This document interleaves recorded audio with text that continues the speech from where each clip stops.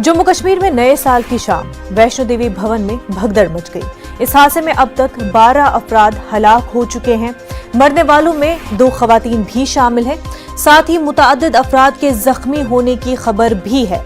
इतलात है फिलहाल राहत और बचाव का काम मुसलसल जारी है।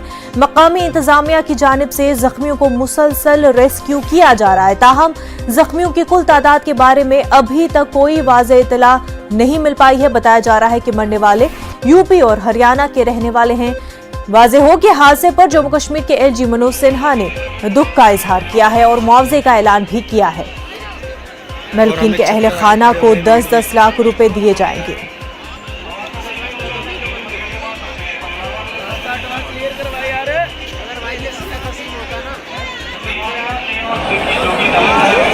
ये लाइनें पब्लिक को पहले ही रोक देना चाहिए था। अगर हम पहले रोक देते तो शायद ये सिचुएशन नहीं होती। तो आप कहाँ से आए थे और कितने बजे वहाँ पहुँचे? कितने बजे का करीब? हम गाजियाबाद से आए थे। हमको 1 बजे के करीब की बात है सर, 1 बजे। और बल्कि एक बार इससे पहले भी हुआ था, बट वो समहाउ बहुत माइनर था। उसमें किसी को चोट नहीं थी, कोई हताहत नहीं हुआ था, लोग ठीक था। हर तरह से आदमी सोचा था कि मैं निकल जाऊँ। जिसने दर्शन कर लिया वो भी सोचा मैं पहले निकल जाऊँ, और जिसने दर्शन नहीं किया मैं पहले दर्शन नहीं कर पाया। बहुत रश था, नहीं कर पाया। श्राइन बोर्ड की तरफ से ऐसा रखा गया कि यात्रा की लिमिट हो, रश बढ़ रहा है। मेरे ख्याल से वो नहीं हुआ है, वो कहीं ना कहीं थोड़ी सी चूक हुई है मेरे ख्याल से। या तो वो ज्यूम नहीं कर पाया, या तो लोग वहाँ जाके स्टे कर लिया लोगों ने। नॉर्मल ये हो सकता है कि श्राइन बोर्ड ने जो भी लोगों को छोड़ा यहाँ से, वो ज्यूम करके छोड़ा कि भाई आप वहाँ पर दर्शन करेंगे वापस आ जाएंगे। बट ये हो सकता है लोग वहाँ पे इकट्ठे हो गए, उन्होंने दर्शन करके वहीं पर रुक गए, तो वहाँ पर पूरे मास गैदरिंग हो गई, तो लोगों को जगह नहीं मिली। अब वो थोड़ी सी जगह में जो आ रहे थे जा रहे थे, उसी हिसाब से मैनेज कर रहे थे। जम्मू से हमारे नुमाइंदे समीर भट्ट हमारे साथ जुड़ चुके हैं। समीर, ये बताएं, अल सुबह से ही हम इस खबर पर नजर बनाए हुए हैं, इस वक्त क्या कुछ अपडेट मिल पा रहे हैं? अपडेट ये है मुंतज़ा कि अभी यात्रा शुरू हो गई है और एडमिनिस्ट्रेशन ने फैसला किया है, क्योंकि बहुत रश है।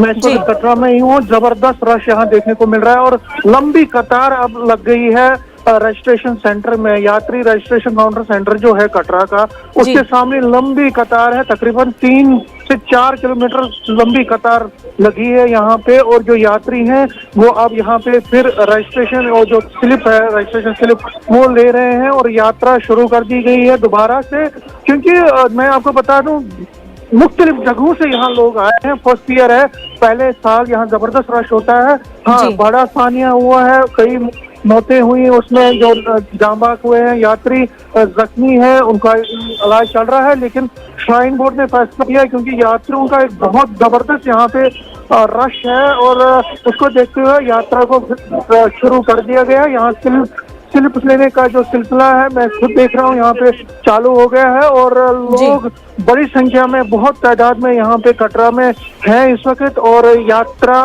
जो है वो अब शुरू हो गई। ये बड़ा अपडेट है कि यात्रा फिर दोबारा से जो सस्पेंड थी, तकरीबन 2 से 4 घंटे सस्पेंड रही, वो दोबारा शुरू कर दी गई है। और कोशिश की जा रही है कि जो यात्री है, और पुलिस का जबरदस्त इंतजाम है यहाँ पे, क्योंकि जो सानिया हुआ है उसमें यह कहा जा रहा है कि पुलिस और जो सिक्योरिटी अमला है वो पूरी तादाद में वहाँ पे नहीं था, तो उसको कंट्रोल करने में वो चूक गए। लेकिन अब यहाँ मैं देख रहा हूँ जगह जगह पे पुलिस है और जगह जगह पे जो है इंतजामात को, जो रश है उसको मेंटेन करने के लिए, उस रश को मैनेज करने के लिए यहाँ पे जितने भी कोशिशें हैं वो की जा रही हैं। तो फिलहाल यहाँ पे जबरदस्त जो एक बड़ा अपडेट ये है कि यात्रा शुरू हो गई है।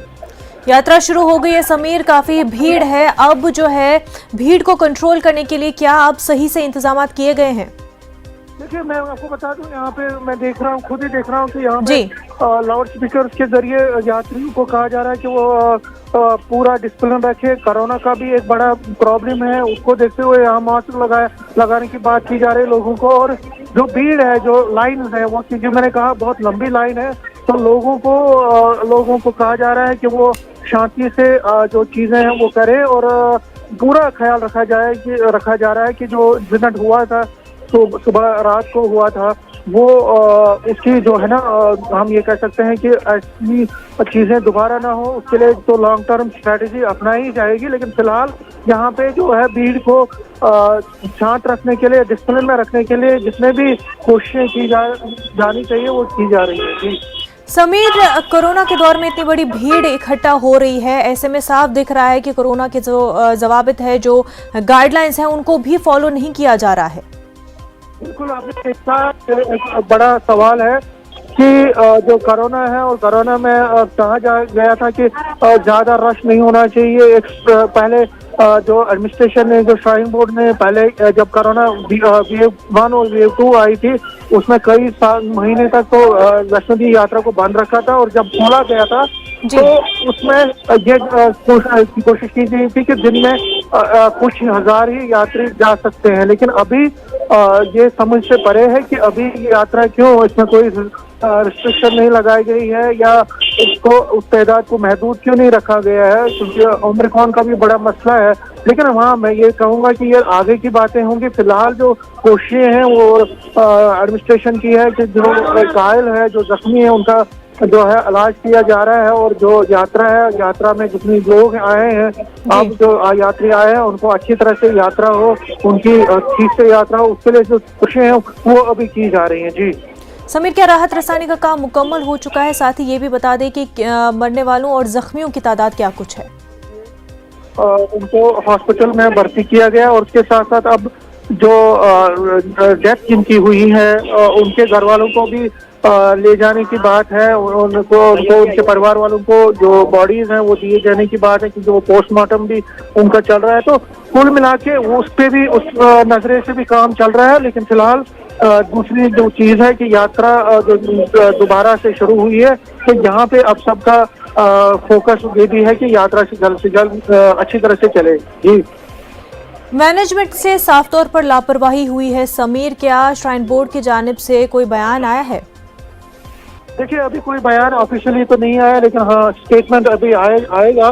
कुछ न कुछ लैप्सेस हुई हैं, क्या क्या लैप्सेस हुई है, किस तरह से ये सारा चीज हुई है, इस पर बात होगी। लेकिन फिलहाल जो चीज है वो अभी जो एडमिनिस्ट्रेशन है वो ये कोशिश कर रही है कि यात्रा ठीक से हो, और जो लैप्सेस हुए हैं उस पर बात होगी, उस पर मंथन होगा, उस पर आगे चल के बात करेंगे एडमिनिस्ट्रेशन भी और बाकी एजेंसी भी। लेकिन फिलहाल जो श्राइन बोर्ड का है कि जो राहत जो चल रहा था वो चल रहा है, और दूसरा जो यहाँ पे यात्रा है उसको अच्छी तरह से चलाने की बात हो रही है। समीर, बेहद शुक्रिया तमाम तर तफसीलात के लिए।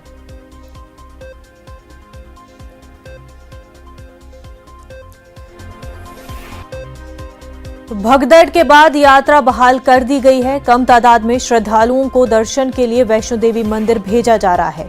मुल्क भर से श्रद्धालु बड़ी तादाद में दर्शन के लिए कटरा आए हुए हैं।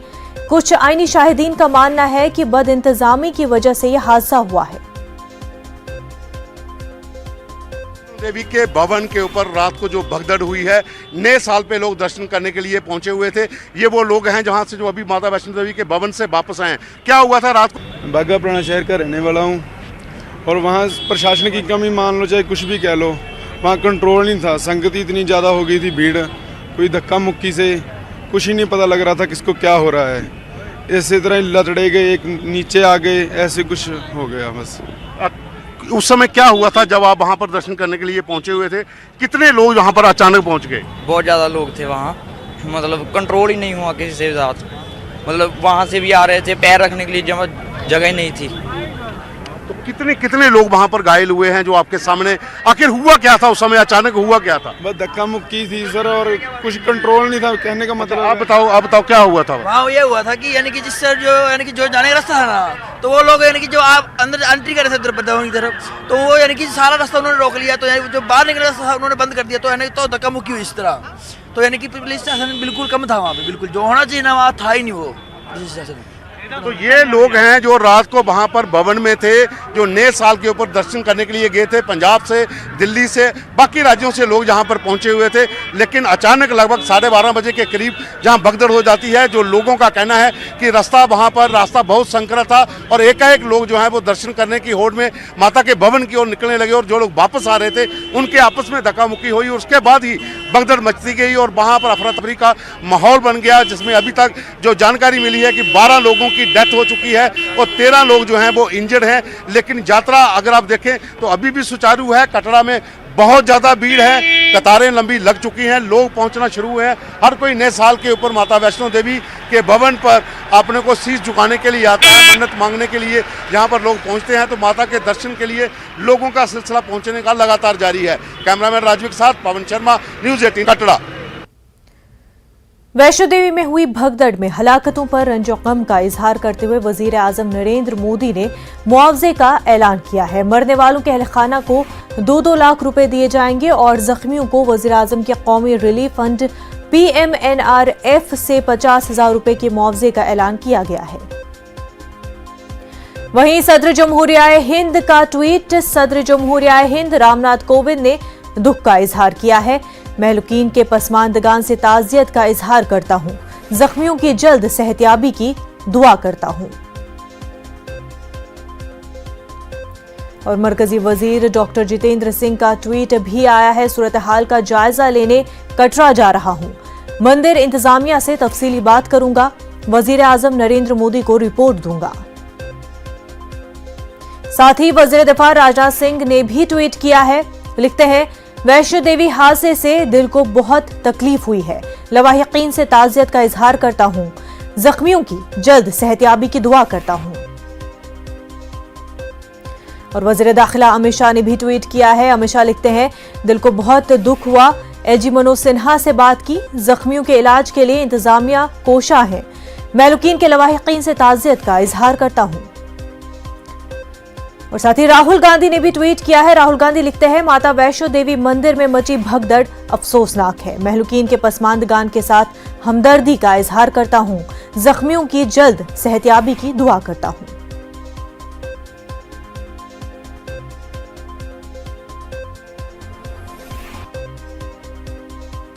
एक छोटा सा ब्रेक लेंगे, जल्द होंगे हाजिर। इस वक्त की बड़ी खबर आपको बता दें, वैष्णो देवी भवन में भगदड़ का मामला, जांच के लिए आला सतही कमेटी तश्कील दी जा रही है। कमेटी तफसीली तहकीकात के बाद सौंपेगी रिपोर्ट। ये कमेटी जम्मू के प्रिंसिपल सेक्रेटरी और ADGP की क़यादत में जांच करेगी। तो बड़ी खबर आपको बता रहे हैं, वैष्णो देवी भवन में भगदड़ का ये पूरा मामला है।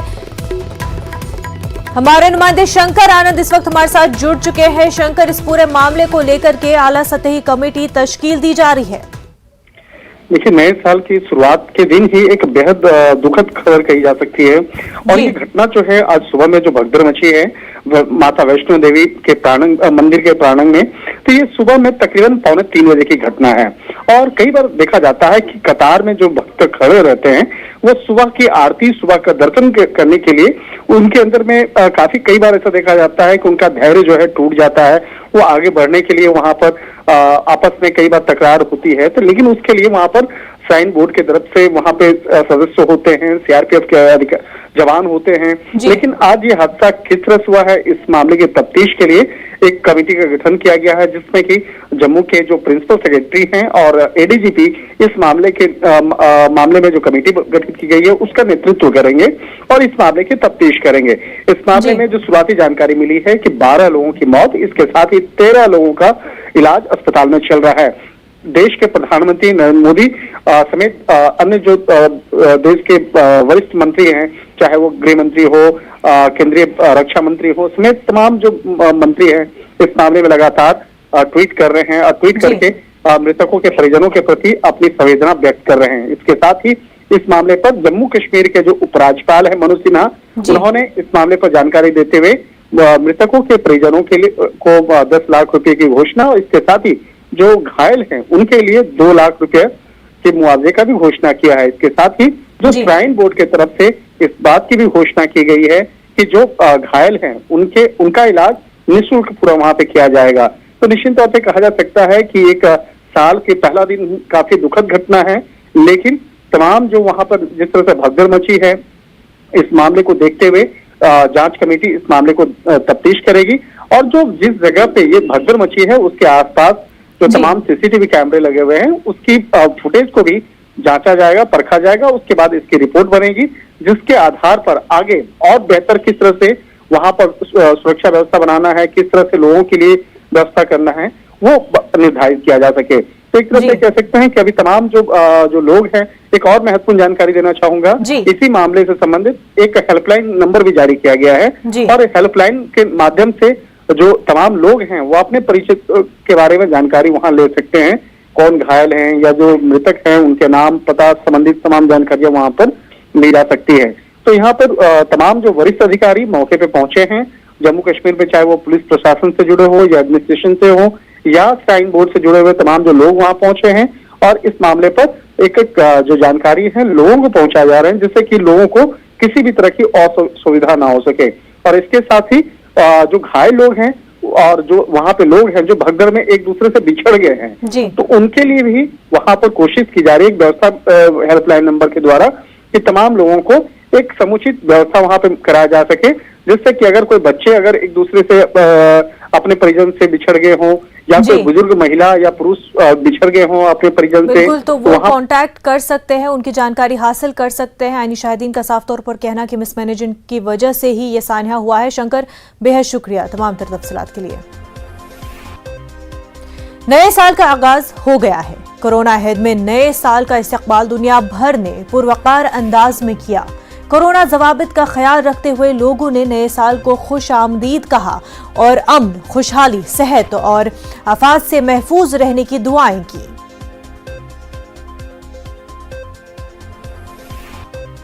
वहीं नए साल के इस्तकबाल पर महकमे सयाहत की जानिब से सयाहती मकाम गुलमर्ग में जश्न और रंगारंग तकरीब मुनक्किद हुई। मनफी दर्जे हरारत के बावजूद गुलमर्ग क्लब के सामने नए साल के इस जश्न में सयाहों के साथ साथ मकामी सैलानियों ने काफी तादाद में शिरकत की। साल नौ के इस्तकबाल के लिए मुख्तलिफ रंगारंग सकाफती तमद्दुनी प्रोग्राम पेश किए गए, जिसमें मुख्तलिफ फनकारों ने सामईन को अपने मुनफरिद फन से महजूज किया।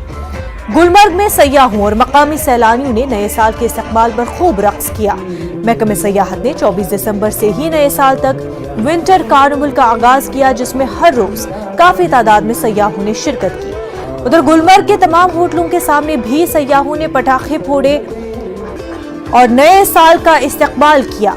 सयाहों ने साल 2021 को अलविदा कहने और नए साल की आमद को शानदार लम्हों से यादगार बनाया। नए इरादे, नए वादे, नई उम्मीदें, नई ख्वाहिशात लिए साल नौ की नई खुशियां जब गुलमर्ग पहुंची तो साल 2022 का शानदार खैर मकदम किया गया। देखिए, जैसा आपने खुद देखा, आप हमारे साथ रहे एक हफ्ते तक बराबर। 24 दिसंबर से 31 दिसंबर तक हमने यहाँ विंटर कार्निवल सेलिब्रेट किया। उसमें हमने बहुत सारे जो कल्चरल इवेंट्स हैं वो हर दिन कुछ नया देखने को मिल रहा था टूरिस्ट्स के लिए। इसका मुद्दा मकसद यही था कि हम जो अपने जो टूरिस्ट हैं या जो हमारे जो सिटीजन्स हैं देश की विदेश के जो अभी तक कश्मीर नहीं आ सके, उन तक एक पॉजिटिव मैसेज पहुंचाना था कि जो टूरिज्म डिपार्टमेंट है और यहाँ के जो हमारे सर्विस प्रोवाइडर्स हैं, कश्मीर के जो लोग हैं, वो आपके इस्तकबाल के लिए हमेशा तैयार रहे हैं और आज भी तैयार हैं।